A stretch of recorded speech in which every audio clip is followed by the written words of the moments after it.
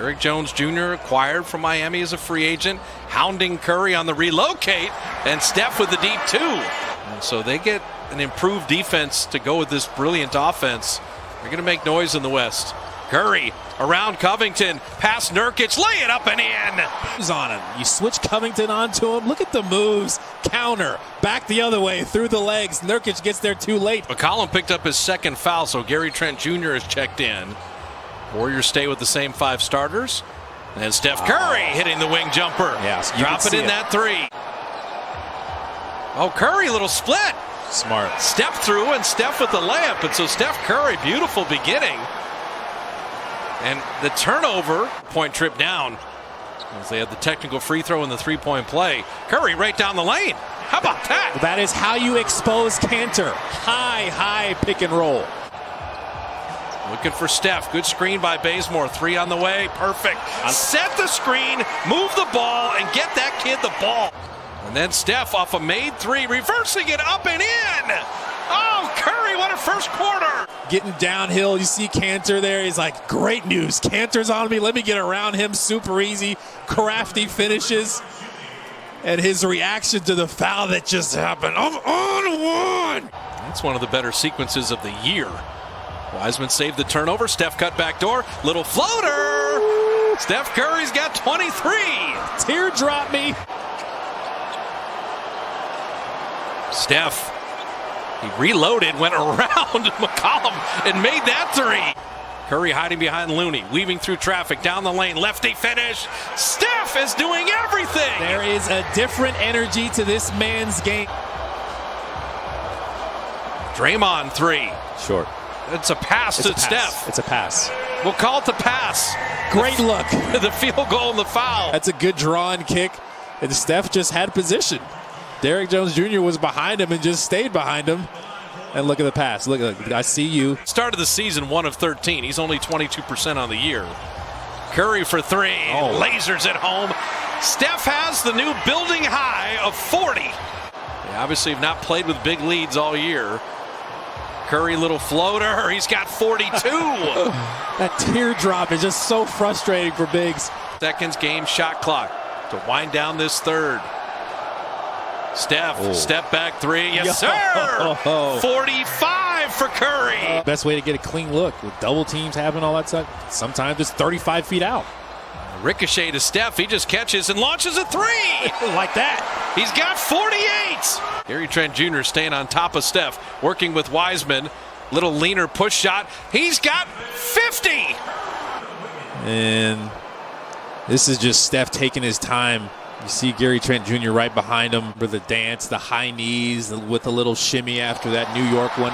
He's got 54 to equal his career high, and the lead is 10. Tyrese Halliburton is out, Kalena, for tomorrow night. Yeah. As Curry has a new career high, double nickel. With all the focus on you, all the attention he's going to draw, everybody knows you're the main focal point for the defense. I mean, Lillard and McCollum went for 54, but Steph went for 56 by himself. Curry from deep. 59! Why not? Man, Steph is running into the front court. Draymond finds him another 3. Got it! 62! 62! And he actually surpasses his buddy Klay Thompson. They're looking for him too. Draymond Green, of course, his boy. Where's he at? Handoff. That is a tough shot too. Gary Trent right at him. Steph, when you get 62, you have to do the halftime and the postgame interview. You don't get out of that. I don't mind it. We love talking to you. Hey, tell us about the 19 free throws. That's also a career best. Your mindset of attacking. We've seen you shoot 3s your whole life, but really beautiful finishes and taking a lot of punishment tonight. Yeah, it's just kind of slowing down. Every game we're going to get better, and more so just seeing the pictures of how they want to defend us and me individually. And Get him. You see it? Yeah, he was ready for it though. He didn't jump or anything. That's how on fire he is. He can't even feel it. I don't even know what I was saying, but just shoot shots and make them, and then everything kind of opens up from there. Just trying to get into the paint, make plays. Hey, Steph, are you almost looking forward to all the double teams and all the bodies you're going to see because of how you've mentally prepared and because of the way you can move without the ball after you give it up, you can get it back? Are you almost looking forward to seeing all those bodies?